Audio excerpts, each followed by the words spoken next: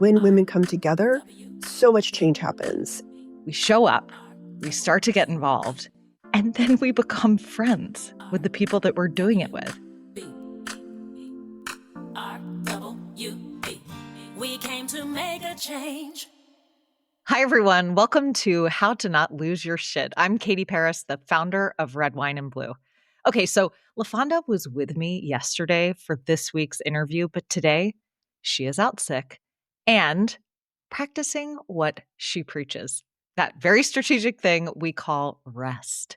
So instead, I am truly delighted to be joined by Amy Thorstensen, who is the producer of this podcast. It's fun to be here. I mean, I'm always here, like behind the scenes producing, but it's fun to be here in front of the scenes and on the mic with you. It is fun to have you in front of the scenes, Amy. Thanks for accepting my invitation. It would have been lonely here all by my lonesome. Of course. Okay, everybody. So if you are new to the podcast or new to Red Wine and Blue, we have this amazing program that we call the Red Wine and Blue Network. It's a community of local grassroots groups all around the country. We literally have these groups in all 50 states. So basically, it's groups of women meeting up in person to make a difference where they live. And they have had a huge impact. They have flipped school board seats. They have increased voter turnout. They have held their local officials accountable. They have showed up for their communities, whether that's holding fundraisers or doing food drives, whether that is supporting immigrant families who have lost their breadwinners. Really, truly, the list goes on. And I'm so proud of every single one of them. So I'm lucky enough to be friends with a lot of awesome women. Those of you who listen regularly know that by now. One of those women is Shannon Watts, the founder of Moms Demand Action. And in her recent book, Fired Up, she wrote about bonfires. Now, these are small groups of women meeting in person to build community and make a difference. Sound familiar?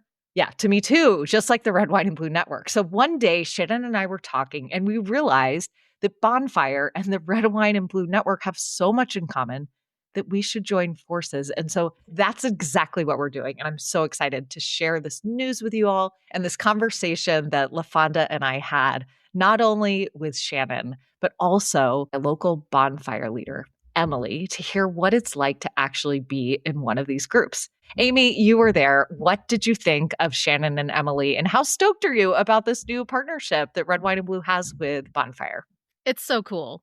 I remember, so Shannon Watts was on the Suburban Women Problem, actually, our podcast before this, I think in 2022. It's so exciting that we've maintained this relationship with this amazing powerhouse woman, but also that what she's doing and what we're doing have continued to grow in this get offline and find people in your local area direction that is so important and so strategic for what we're dealing with right now, that it was just really interesting to hear from her as the head of Moms Demand Action 4 years ago or whatever, and now talk to her about Bonfire and have us all still be learning and growing and doing the same work but continuing to evolve. So cool. Yeah, for me too. I mean, I've been in touch with Shannon a little bit over emails and this and that around various events, but we had never really gotten to talk deeply one-on-one. And just immediately hearing the parallels of basically everything she'd learned over the last decade from organizing with women in their local communities, and then me doing the exact same thing with Red, Wine, and Blue, it was just really cool to hear how we were coming to the same conclusions, about what the secret sauce is. And what I love so much about it is that at no point was the conversation just oh, cool, that's neat that we learned some similar things. It was just we've got to collaborate. We've got to come together. And that's the impulse that women just often have.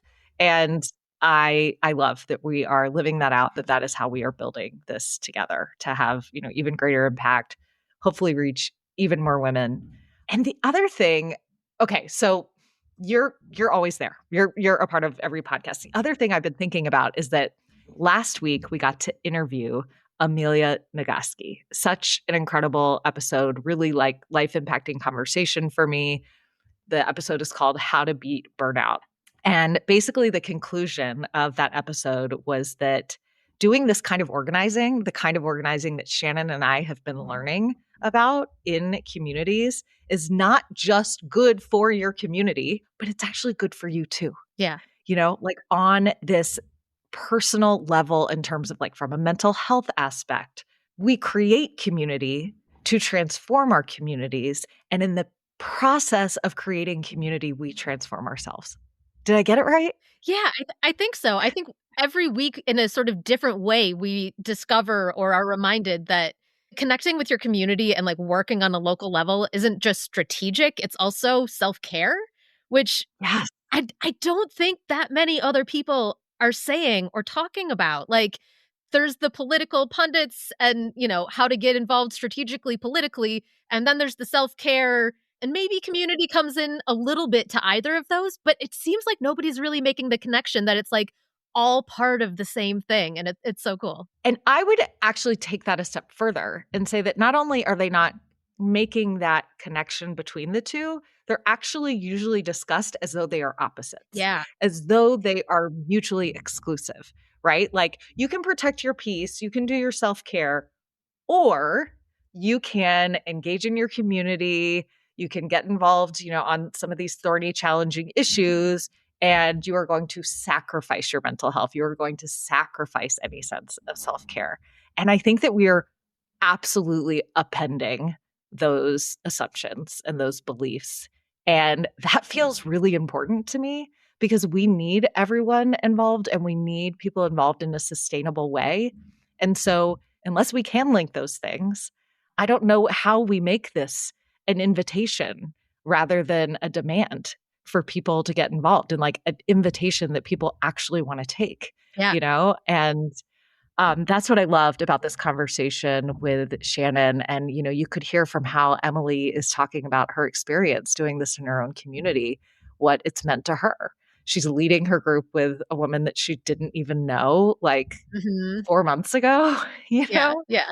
and she's looking forward to their meetings, each week. And so that's really giving her something on a personal level. And then meanwhile, she surveyed her group, 75% of the women want to get involved in local politics. And I just know that their friendships are just going to be even further deepened by doing that work together, but it's not even going to feel like work. It's going to feel like deepening connections. Here, here. Here is right. All right, so let's bring on Shannon and Emily. Can't wait. Hi, Shannon and Emily, and welcome to the podcast. Thanks for having me. We are so glad to have you both. Okay, so Shannon, in a lot of ways, you and I have been living parallel lives. We've both spent the past decade helping women take action on issues they care about in their local communities. Could you tell our listeners just a little bit about your journey from founding Moms Demand Action and what inspired you then to start this bonfire movement? Yeah, I mean, look, I think women are the secret sauce that make the world go. We've both learned that throughout our activism. And so when I stepped back from Moms Demand Action, I really wasn't sure what I was going to do next. And then I got a call from Maria Shriver, who's just an amazing advocate for women.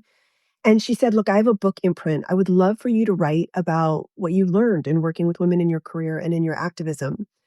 And one of the most important learnings that I wrote about in this book, and the whole metaphor for the book, which is called Fired Up, is fire, right? This idea of figuring out what is calling you and what's limiting you in your life.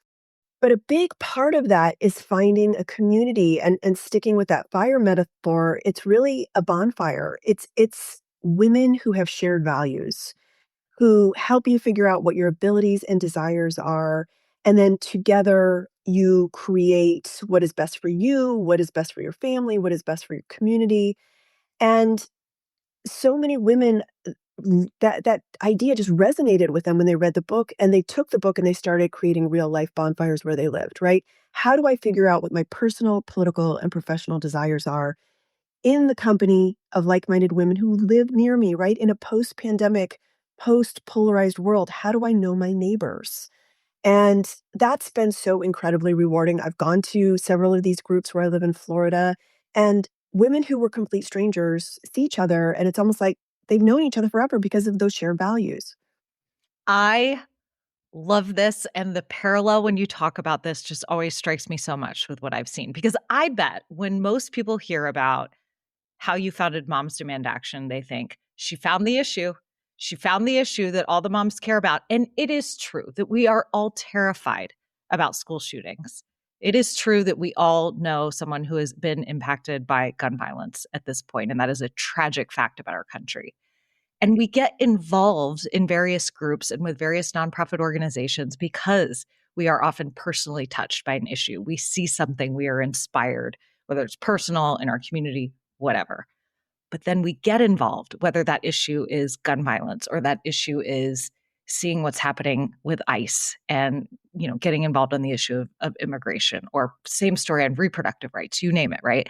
But then we show up, we start to get involved, and then we become friends with the people that we're doing it with. And we're on the group chats together. And it is those connections that are the consistent through line to this organizing. And I believe ultimately the difference between success and failure. I mean, I think this is the stuff that you cannot write a business plan for. It's just the more organic, like you said, the secret ingredient about all of this. Do you find that people are surprised when you kind of tell the story of women organizing and that you're not talking about policy bullet points when it comes to legislation that you're passing, and instead about kind of that more organic matter that happens among women? Yeah, I mean, look, when Moms Demand Action volunteers come into the organization, certainly they transform the issue, but what they find is also that the activism transforms them Yeah. because they are in community with other people. And what I don't think a lot of people realize is that community is the stickiness of activism. Maybe you're coming into an organization because your kid went through a lockdown drill, but then all of a sudden you realize you're capable of all these things. And suddenly you're sitting across the desk from a lawmaker and you realize that person isn't any smarter than I am. And maybe I'm more concerned and compassionate and kind. I should be the one sitting behind the desk, right? I mean, that's just one example. Maybe it's leaving a bad relationship. Maybe it's asking for promotion. Maybe it's starting your own community organization. But if you want to have a successful group of volunteers and people who are a living, breathing embodiment of their community, then it has to involve solidarity, camaraderie, values, and friendship. It has to. It's amazing what women can do when we are sitting shoulder to shoulder. It's like, yeah, maybe she's going to eventually run for office and take that guy's seat who we're talking to. But in the meantime, I have seen this happen. Women who might have thought of themselves as oh, I'm meek, I couldn't speak up possibly at a meeting. And then they're shoulder to shoulder with other women they're standing with. And it's just roar, it's power. I was talking yesterday to Dr. Annie Andrews, who is running for Senate in South Carolina. Yes, she's amazing. Annie was not politically involved in any way in South Carolina. The Parkland shooting happened. She showed up at a Moms Demand Action. This is a pediatrician, right? She went to school for a long time. She was hesitant to go into that meeting because she didn't think she had anything to add that was of value. She wasn't sure if she could be helpful as a pediatrician. And then she joined and she started to speak up and she started to speak on behalf of kids, gun violence, the leading cause of death among American children. And then she decided right after all these years of activism that she wanted to run for office. That's sort of the gateway into the organization is those baby steps toward realizing you're competent, and then eventually you become confident. I want to talk directly to you, Emily, because I mean, it sounds like this is sort of what happened to you. So I'd like to hear more about what inspired you specifically to start a bonfire group and what your experience has been like. Yeah, of course. So hearing you both speak on that and the shared values piece, I already have reflected and thought with my group and all the other bonfires and the leaders I've spoken to around those shared values is what has brought us together. And I think even below that, and the underlying thing that is true for everyone, like who you were just speaking about, Shannon and me, is something that we can no longer ignore, which are deep feelings that we're having. Grief, rage, love, you're having these deep feelings. And that's what drove me, is that this feeling was building for years. This feeling of wanting to do more had built up in me, and I was seeking ways to do that. I'm a stay-at-home, or I like to say stay-outside mom now. I was an educator previously, and I'm all about helping, educating, that kind of thing. But at this point in the world, in my community, I just had this really, really strong urge to do more. And that's when I reached out, I believe through the website or maybe Shannon's Instagram. And I said, I'm interested. Let me join a bonfire. Let me do something. And then I got the call about leading. And I was reached by someone on your team and they said, would you want to join? There's another woman in your area. You've never met her before. Would you want to co-lead with her? Sure. I'll meet her. I'll talk to her. So Christina is my co-lead, and we were put in touch, I think November, December, maybe. Really got to work and then had our first event in January in St. Pete, Florida is our bonfire. And it's grown already since then. We have on our list over 45 members right now. So cool. Women coming in. Yeah. And so that my main experience is just the feelings that we're having already and the things that are growing as we speak to each other is just, it's hard to describe, but it's already leading to these women feeling more involved. They're feeling a little bit of peace. They're feeling, oh, I'm supported. There's women in my area that are thinking the same as me, right? That have these values and this urge to want to do more. And it's really been amazing to see already. We've had 2 events. Our third one's coming up, and we are lucky enough to have Shannon with us at one. It's just been really amazing to see. Yeah.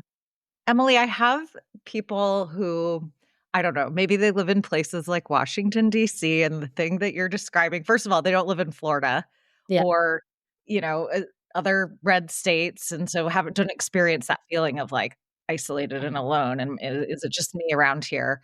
Yep. And also, like sometimes when I say these women are connecting on shared values, like I think they have a hard time. And you just said it's kind of indescribable. It's almost more a feeling. Yep. But like, can you say more about like what that feels like when you meet someone who you're like, oh, I think you're my people. I think we share values. Like, Yeah. yeah. Yeah. I mean, it's just in my little circle, right? I have women from different areas of my life, whether it be from 20 years ago, I had some friends that I've known that long wanted to join that were new to the area. I have people from my teaching career that have joined. I have newer friends that are also moms or our kids are in school together. And they were either nervous or scared or feel like they don't have the time or that they can't make an impact, whatever it may be. I just found this commonality of they were not sure where to start. But as soon as you talk, and I have friends that I've met even at the beach where we live, where you strike up a conversation and you can just tell right away from that you that feeling again of, oh, we are like-minded on a lot of things. I want to speak to you more. And that's a lot of our members right now. And I survey them kind of after the events and get a feel for it, that they just have this great feeling of, oh, I've found a group that I can feel like I'm part of the community and I want to speak to them more. I want to learn more from them. I want to just vent to them. It's just that feeling of belonging to a community that might not have existed otherwise, right? There's a lot of groups and there's a lot of female LGBTQ plus groups in our area that are inclusive. But to me, just what I've gathered and we see is that a lot of them are based on, a very specific niche part of your life, right? Whether you're a business owner or your mom. But what I love about ours is that it's based on those values and it's one that's based on those feelings that everybody can come together kind of no matter their background, but they still have things in common. As a whole person. Yeah. Yeah, I think that's what's unique, but also bringing together a lot of diverse people and perspectives, which we value, of course, at the very top. So, What do you say to the woman who is like, oh my gosh, Emily, I just admire you so much for doing that. That's so great. I mean, I'm too busy. I'm raising my kids too. I just, I between my job and kids or whatever, I just don't know where I'd ever fit that in. And also like, I don't know what I'd have to offer. Like, what do you say to a woman who says something like that? I think overall doing something is better than nothing. Myself personally, especially the past year or two, I just felt like I really rearranged my life and my priorities towards actions like this, and I really want to focus on it. You don't necessarily have the time, but if it's a priority, you make the time. And what is also cool about our group, I have members and friends that aren't super active and they don't want to be super active politically in terms of like, I know they're never going to go really to a protest, right? They might not be out there canvassing, but they can still resist in different ways, right? And that's having that value of joy at the top as well, right? With inclusion, with diversity, with dialogue. I think that them knowing that, I can say, well, there's something that you can do, about 75% of our members are really interested in local politics, whether that just be learning more or becoming more active, learning about volunteering opportunities. So I just tell them, anything that you choose to do, whatever you want to do matters. Whatever action you want to take from here beyond coming to our monthly events, like anything you do is going to matter. You sound like you've been doing this forever, Emily. You're amazing. So and this makes so much sense. I mean, like, why I want to now talk about this partnership now between Bonfire and Red Wine and Blue. Shannon and I have been so excited as we've kind of been brewing this plan and to announce that we're joining forces. And both Shannon and I were all about local in-person groups. It's not connecting online is so important. So much of our lives are online, but it can't just be that. We do need each other in this in-person connection where we live. And you said women are interested in that local politics because we know we can have that outsized impact and like see the results of our labor. We're getting, so much bad news online. And this is just feels like truly the antidote to all that, like by having that connection, by being able to see that impact, by actually getting offline and finding our people. So Shannon, let's talk a little bit. Like, how's this all going to work? If someone listening to this has heard from you, heard about us joining forces, heard from Emily, and they feel like maybe that could be me. Like, if they want to start a group, like, let's tell them, how would they do that? Yeah, I mean, first of all, you can join one, but you can also lead one, right? If you're interested in pursuing your personal, political, and professional passions, then and there isn't a group near you, then you should by all means start one. But if there is one near you, plug in and go to a couple of meetings and check it out and invite friends, just like Emily has grown her group by encouraging the members to bring their friends. So if they go to Red, White, and Blue, they can find how to join groups that might already exist where they are or to start one if they're interested in leading. And I love actually, Emily, how you shared that you're like, sure, I'll be a part of that. And then someone reached out and like, by the way, like we are real people, you guys listening. Okay. Like there's other real people who we get to work with every day. And so like, if you reach out and you want to be a part of this, like you're going to talk to one of us and we're going to talk about what works best for you. And Emily, I love that, when you had that conversation, that it quickly led to like you meeting someone who it sounds like now Mhm. has like become your co-leader and friends and you're doing this together. Yes. And like Yes. maybe that could be your journey, listener, if you're listening, but like we'll help you find that path. Like we don't expect you to have it all figured out. None of us did when we got started. No. Emily, how has the in-person community aspect of Bonfire like helped you? Because I can imagine it's helped all of the women who have come into this space because you've created this really inclusive space. I'm hearing how you've invited people in, but how has it helped you? We talk a lot about community on this show. How has the in-person community aspect of Bonfire helped you? It's just given me this touch point, right? Like we do, Christina, my co-lead, and I put in this work behind the scenes and we're planning events. Our members already have ideas too for other things. They've given us input. But having those minimum of one event a month that we're all meeting in person, it really gives me something to look forward to also. I've always enjoyed bringing together friends from different groups since I was younger. It for me just, I don't know. It's one of those things again that you can't really describe, right? Like when I shared with Amy prior that the magic has come from our members, like even our first one, I'm kicking myself still to this day that I did not record our members because we knew we wanted to have everyone go around and share. This is at our first event in January. This is the end of January, our first membership event. I think there's 16 of us there. And I'm kicking myself for not recording because everyone went around and shared a little bit about themselves, but why they were there.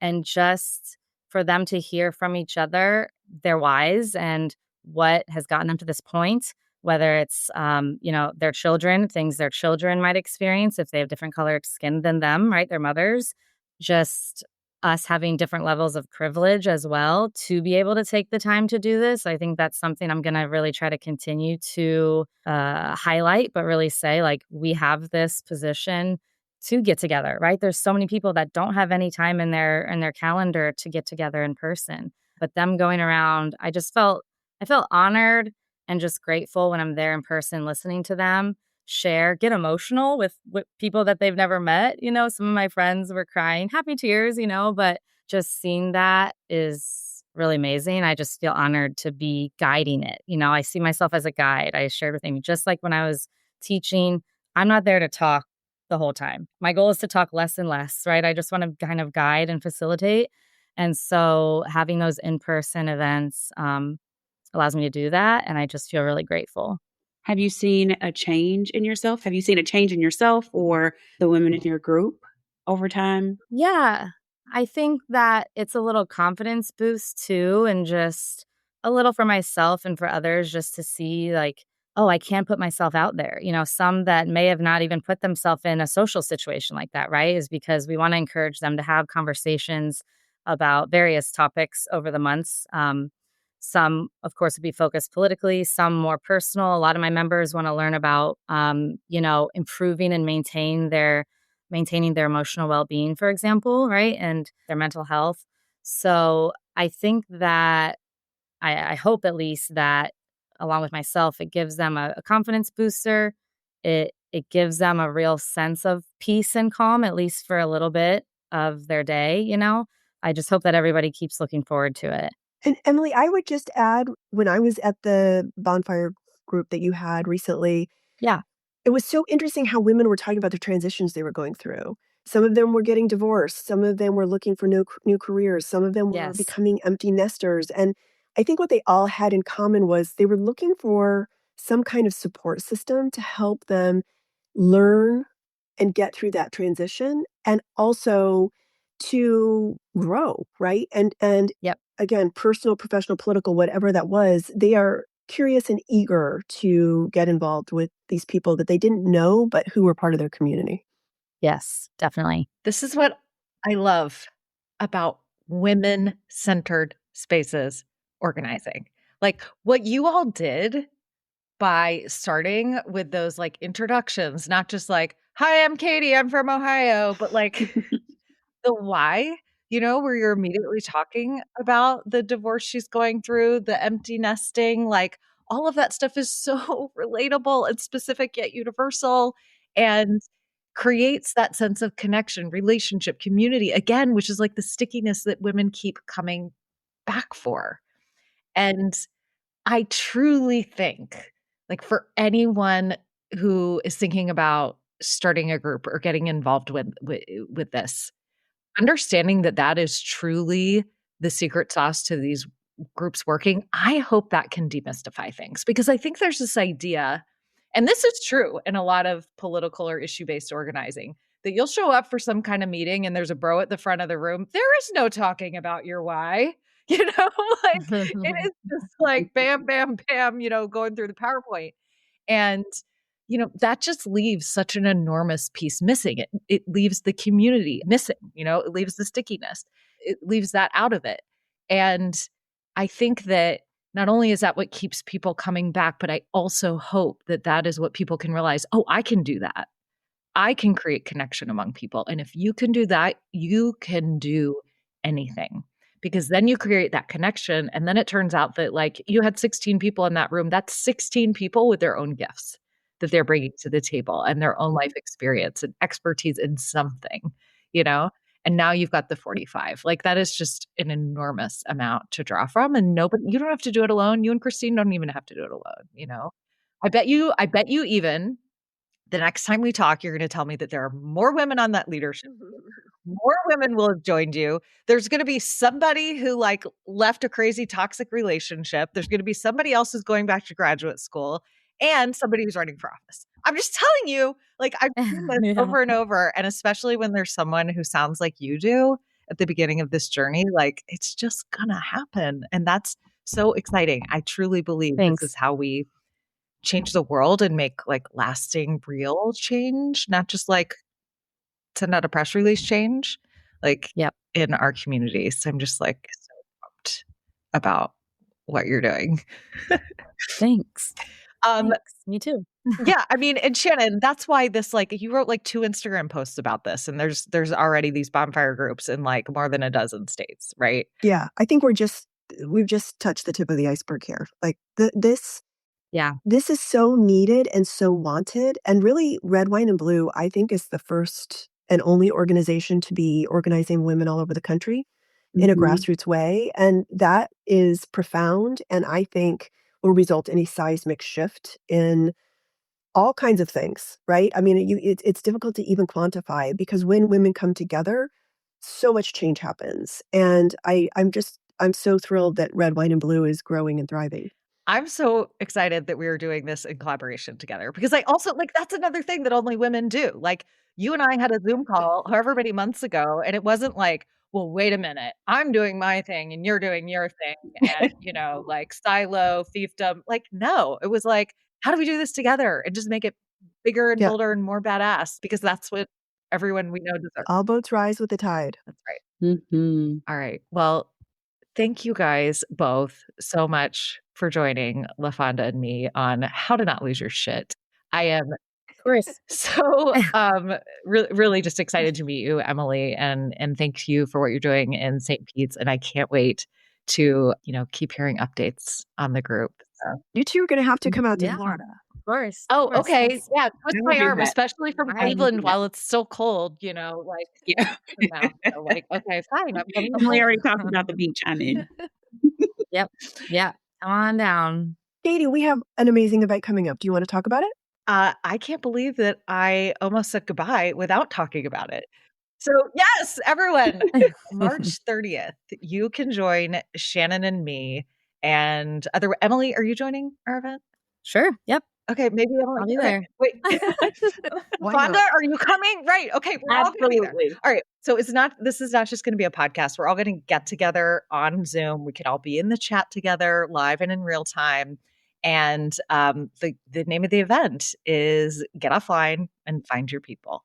And so, yes, we are having this event online. Yes, I see the irony. It will be a Zoom event, a virtual event. The purpose for this virtual event is to help you find your people in real life. We already have thousands of women who, like Emily, are connecting with women locally in their communities. If that sounds like something you want to do, you got to come join us on March 30th at 7:30 p.m. Eastern, 4:30 p.m. Pacific. Yeah, so like get online for like an hour so that you can get offline and find your people. Yeah. Perfect. All right, we'll see y'all then. How to Not Lose Your Shit is a podcast from Red, Wine, and Blue. It's hosted by Katie Paris and LaFonda Cousin and produced by Amy Thorstensen. To learn more about Red, Wine, and Blue, you can find us on social media, on the Red, Wine, and Blue app, or on our website at redwine.blue. R-double-U-B. Look around, there's something going down, but we're looking up. No matter how they try to take us down, we're gonna keep it up. We move with confidence, we're making a difference wherever we are. Good trouble is not too far. We've got the fire, we've got the grit, through the thick of it. So powerful we are. So powerful we are. So if you see us coming, just know we're making a change and we're not running. No, we're not going away.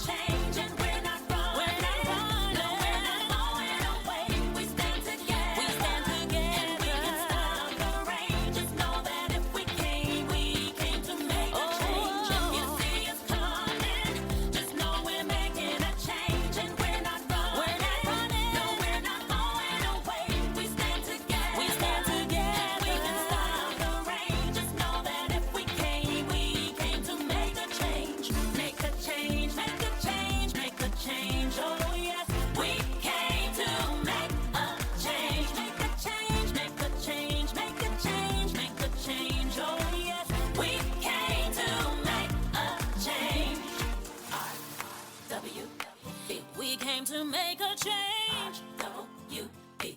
We came to make a change.